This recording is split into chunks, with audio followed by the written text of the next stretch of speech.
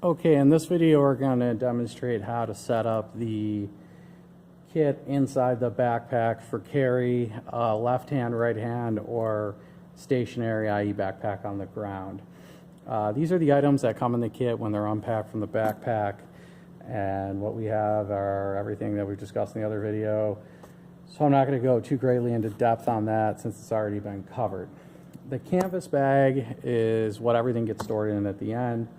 We're not going to be using that at the moment, and we're not going to be using the gun at this exact moment, nor do we need the charger or propane refill adapter at this time. So I'm just going to take those off frame. I'll bring the weapon back when we need it, but at this point we can just get those off frame to create a little more space. The backpack itself will have some packaging foam, a back compartment, a middle compartment, and a small front compartment. There'll also be some padding in the back pocket. This padding and the padding in this area here is not trash. The padding in the back is for your back to keep it a little more comfortable, and the padding in here we use simply to pad out the regulators and bottles so they're not smashing around too much. You'll notice there's a cut or a slit through to this compartment here, and that is in order to route the hoses and regulators. The flow of this is in this compartment we have the bottles and regulators. The hose will flow through here.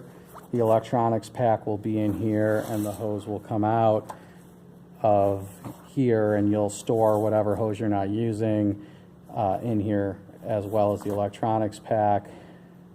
And then when it's completely disassembled, we're going to take the electronics pack out, coil up all the hose in here, and put the electronics pack in this pocket. You'll also notice there's some of these reusable zip ties placed on some of the zippers of the bag. They are to help route hoses and keep cables secure.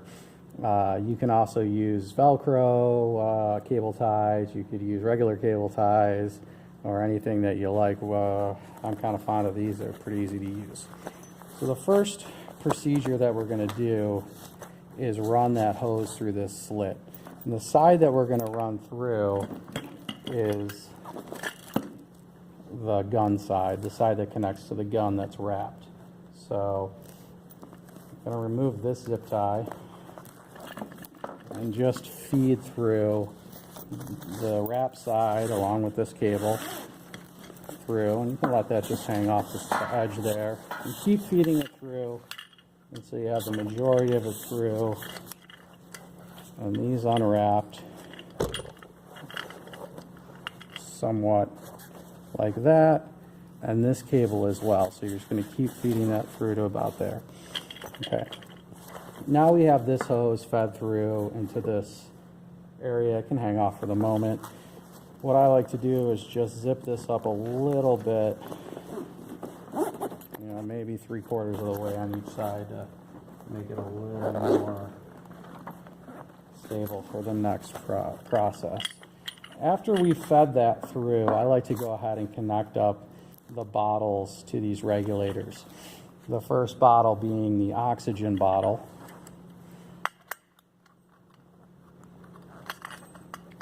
And again, I'm not going to get too much into setting up how to connect this stuff because it's all covered in the other video.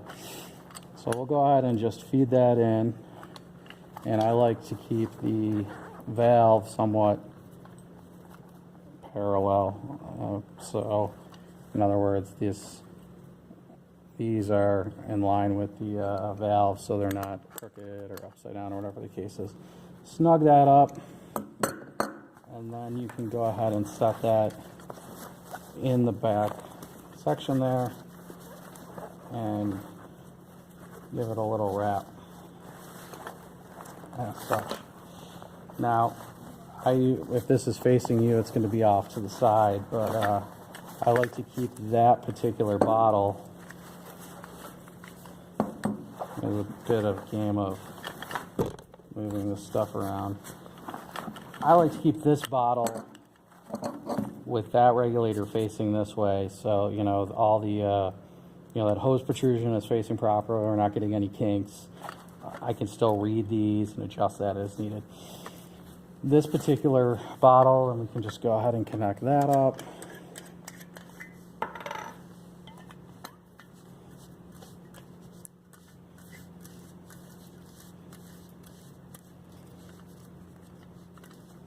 Make sure that these connections are hand snug, and slip that in and add some additional padding.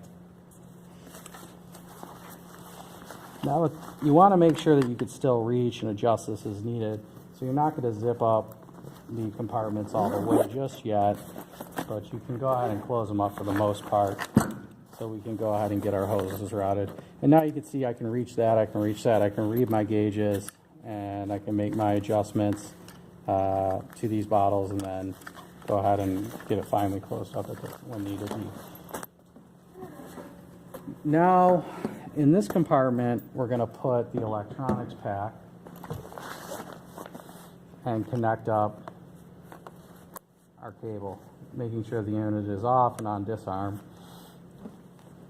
And we're going to simply coil up some of this hose underneath the electronics pack. So we have simply the braided hose appearing from the compartment. And we can zip that up slightly as well.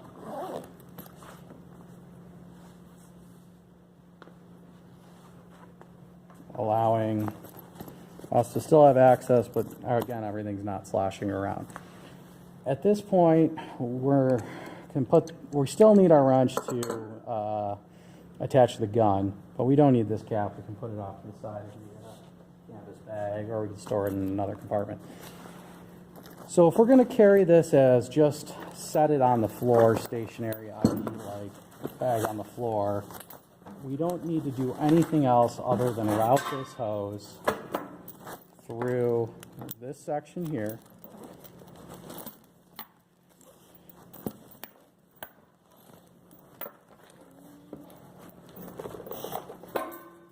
Clamp that, and then we could connect this side of the hose to the weapon. We would be set to use it in that configuration. So in other words, we could set this bag on the ground, and then we would have this hose, you know, articulating any way we want. If we want to carry it on our back, what we're going to want to do is route it from here to one side or the other, depending on if we want a left-handed configuration or a right-handed configuration. So the easiest way to do that is just use some of those zip ties. And so for this application, we'll say right-handed, and we can just run a couple of a zip tie here, and you can add one down here if you like, or wherever you want. Now, this is probably too much cable to be flopping around if it's just going to be mounted on your back. So you can feed cable back into the bag to get a desirable length for whoever's operating it. Once you've got a desirable length on that cable, you can go ahead and get this a little more secure. Because all you're going to have to do at this point is reach in to turn this on and off until we get it completely set up. At this point, we have this routed for right hand. We've got the cable roughly where we want it. The bottles are in the bag, closed, but connected, and our power pack is in the unit, off. So we can go ahead and then connect up our weapon.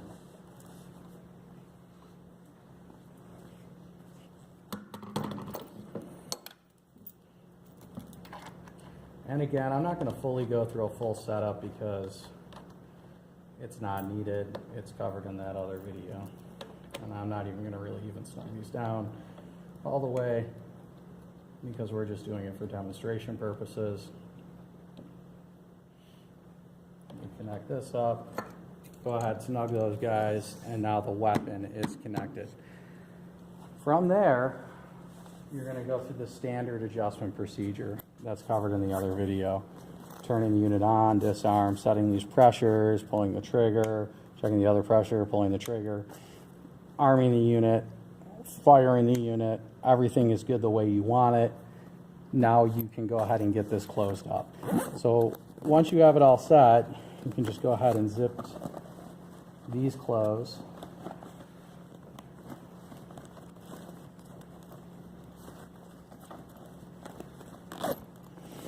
And use the zip ties to prevent it from opening back up.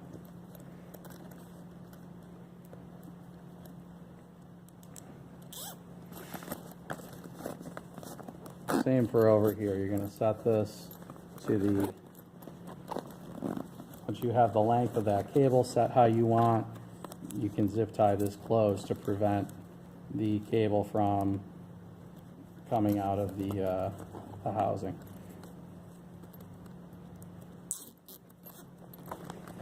And then you just want to go out and make sure all your other pockets are closed. And you can go ahead and just snug down the sides, just like any other backpack. Snug down this. And now you're able to put the backpack on, make your adjustments to your straps and your waist harness and your shoulder harness to get it comfortable, and you're set to go. The unit's ready to fire, and you can wear it. When you're done, it's going to be pretty much the opposite of what we just did. We'll take it off, open up our backpack from here, get this out of the way, undo these zip ties.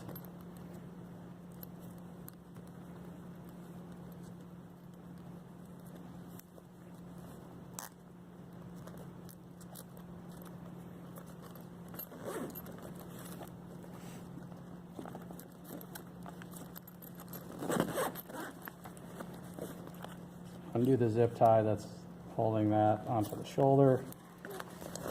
Go ahead and turn our unit off. In this pocket, we can go ahead and turn off the valves, drain out the unit, disconnect the unit.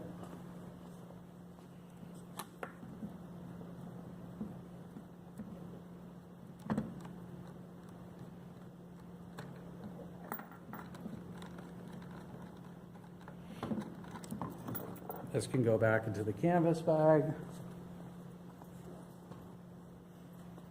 We can now disconnect this unit from the power supply. Remove that. And now what I like to do is coil this hose up.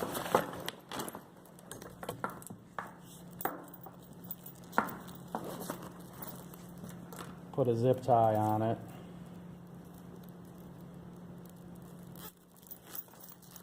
You can just store it in that bag, in that compartment.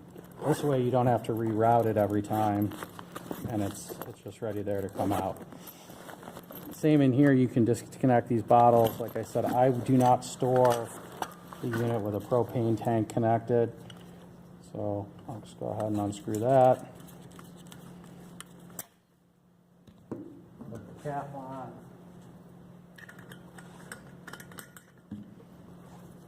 Slip it in here. Oxygen bottle is not that big of a deal, like I said, if it's turned off.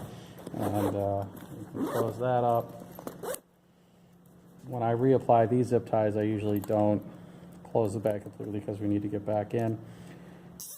And then I usually store this in the front pocket if I'm not going to be charging it at that moment. It just seems to be easier. On the other pockets, you don't have to get it to close all the way, but you can just simply slip it in there and zip it up a bit. If you're not going to charge it, you can go ahead and put these back in that pocket so they're not going to be loose in the bag. Now that's ready to go back into the canvas bag. Take your canvas bag, put the weapon in there, grab your backpack,